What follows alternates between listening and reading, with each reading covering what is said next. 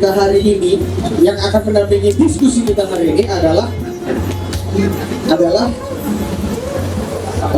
Bapak Ibnu Gede Wirakusuma.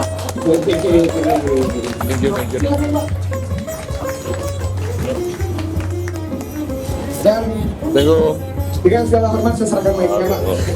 Dan enjoy hari ini, dan kita diskuskan, dan semoga keresahan bisa tertransfer di sore hari ini. Thank you, God bless you. Thank you Bro Kiki. Thank you Pak. Sebelum kita memulai diskusi atau bedah buku pada sore hari ini, perkenankan saya untuk membacakan CV daripada penulis buku Bali Resah, yaitu Bapak Yoga Fitrana Cahyadi SHMH. Adapun riwayat pendidikan, Sarjana Hukum Universitas Pendidikan Nasional Denpasar tahun 2014, Magister Hukum Universitas Warmadewa Denpasar 2017, kemudian pengalaman organisasi 2019 sampai dengan sekarang adalah Wakil Ketua Bidang Advokasi, Hukum dan HAM, Pengurus Wilayah Pemuda Muhammadiyah Bali, Sekretaris DPD KNPI Provinsi Bali. Nah ini yang lebih ngeri nih, anggota Majelis Sabu Hitam, Kusin Ryu Karate Do Indonesia Bali.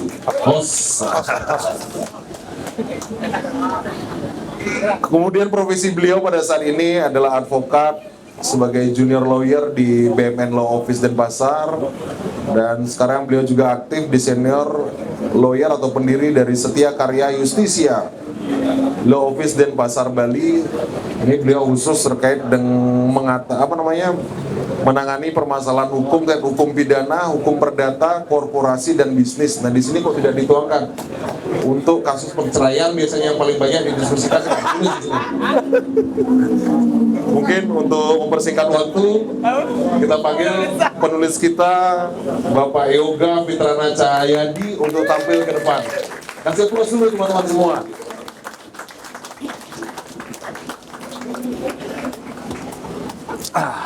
Bro, itu mic-nya dinyalain dulu. Oh, gimana cara nyalainnya? Udah nyala. Udah nyala nih? Sahabat-sahabat sekalian, senior-senior yang telah hadir, saya ucapkan terima kasih karena bersedia hadir pada sore hari ini di Asa Coffee Serabi. Acara ini tidak akan bisa terlaksana tanpa dukungan daripada senior-senior, sahabat-sahabat sekalian, tanpa dukungan dari Om Agus Samijaya selaku tuan rumah, Om Yusdi, Om Murah, Par, dan dua kakak saya, Mas Yoyo dan Mas Steve, Om Yadi, dan Pak Gede Wirakusuma tentunya, serta semua. Dan yang spesial tentu saja istri saya, Ika Andiana Damayanti. Keresahan apa saja sih yang ditulis dalam buku Resah, Bali Resah ini? Keresahan itu adalah bukti bahwa manusia itu berpikir. Keresahan itu adalah bukti bahwa manusia itu masih memiliki kepekaan atas apa yang ada di sekitarnya dia, atau yang ada dalam dirinya dia yang mungkin tidak sesuai dengan apa yang dia pikirkan, apa yang dia rasakan, apa kenyataan. Maka keresahan itu pasti ada.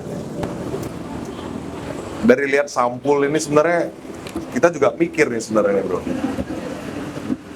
Satu, dia nggak pakai baju, badan gede, nggak ada tatonya, bro. Kemudian ngelamun. Apa yang lu pikirin? Kemudian pakai udeng merah, saput merah. Ini apa karena di Bali gitu loh, bro? Nah, jadi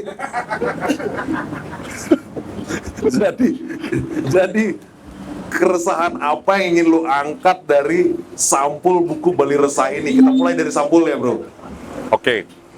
Saya itu sangat kagum dengan klan Pandey di Bali. Klan Pandey, klan blacksmith kalau di luar negeri kita bilang. Para penempa, para pembuat senjata.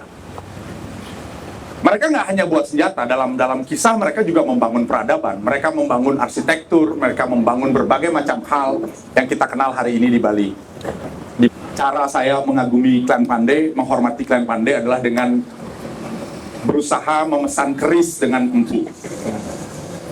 Karena saya pecinta keris. Nah, salah satu hal yang paling khas dari orang Pandey adalah menggunakan udeng dan kamben warna merah. Itu adalah simbol dari api merah atau ilmu pengetahuan atau Dewa Brahma. Atau yang membuat dirimu resah terhadap masyarakat Bali atau pemegang elektoral khususnya di Bali. Cara kita memilih pemimpin, kita lebih percaya pada elektabilitas, survei, kata-kata yang wah ini adalah yang terbaik, kayak jualan kecap nomor 1 kan begitu toh. Nah, ternyata nggak seperti itu gitu loh. Karena di atas elektabilitas itu kita nggak pernah melihat etikabilitas, etik dari seorang tokoh untuk menjadi seorang pemimpin. Nggak pernah kita perhatikan itu. Nah, Bali, Jawa adalah satu entitas di satu sisi, punya kesamaan roots dan lain sebagainya, memiliki astabrata kepemimpinan.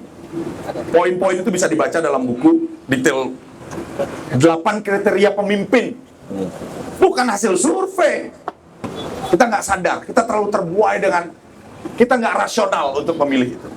Itu berarti kan ada sebuah fenomena dalam masyarakat dalam menentukan pilihan, khususnya dalam memilih seorang pemimpinnya, kan demikian ya? Nah, lantas dalam era politik saat ini, ya begitu Pak ya, banyak tokoh-tokoh politik yang membangun legitimasi mereka ini kan dengan menampilkan, oh saya soroh ini nih, bahkan demi mendapatkan elektoral tersebut tidak segan-segan seseorang itu melakukan bahwa sampai saya ini keturunan raja, demikian ya toh. Lantas lu angkat di buku ini, apakah itu merupakan sebuah keresahan juga yang seharusnya dilihat oleh masyarakat? Mudah-mudahan dari buku ini atau dari apa yang lu sampaikan nanti adalah bagaimana menggugah masyarakat untuk mampu lebih melihat di balik itu, lebih mendalam lagi tentang siapa tokoh pemimpin mereka yang harus mereka tampilkan. Ya. Saat ada seorang tokoh mengatakan, saya keturunan Kaisar Nero, ya saya harus tanya dulu, benar nggak kamu keturunan Kaisar Nero?